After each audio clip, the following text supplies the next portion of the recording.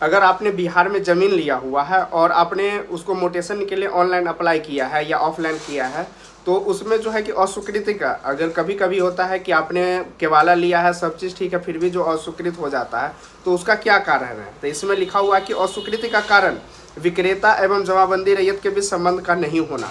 जो आपने ज़मीन खरीदा हुआ है तो वो जो विक्रेता हो गया, और जो जमाबंदी उस ज़मीन का कायम है उसके बीच जो है संबंध स्थापित नहीं हो रहा है।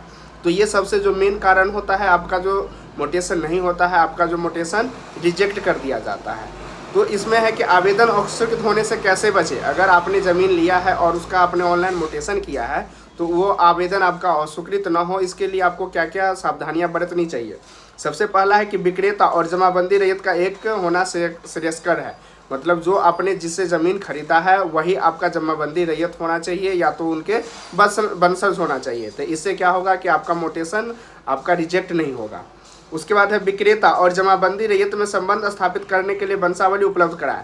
अगर कोई जमाबंदी जो है जिनके नाम से उनका अगर मृत्यु हो जाता है तो उसके बेटे या उनके वंशज के द्वारा अगर वो ज़मीन बेचा जाता है तो उससे आपको जो संबंध स्थापित होता है वो वंशावली के माध्यम से, तो उसका जो आपका पूरा डिटेल होता है वो वंशावली के माध्यम से उसमें लगाना जरूरी है।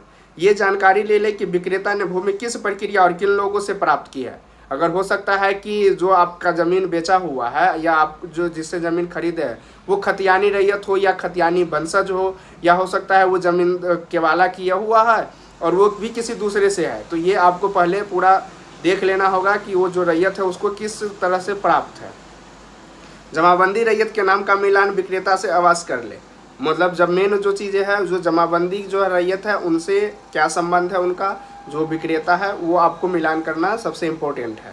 जमाबंदी रैयत की अद्यतन रसीद भी आवेदन के साथ संलग्न करने। जब भी जमाबंदी अगर कायम है तो उसका रसीद कटा होगा, तो कोशिश करना है कि अपडेट रसीद, अगर आप अपडेट रसीद करके उसके साथ में आप आवेदन देते हैं तो 100% होगा कि वो आपका आवेदन जो है अस्वीकृत नहीं होगा।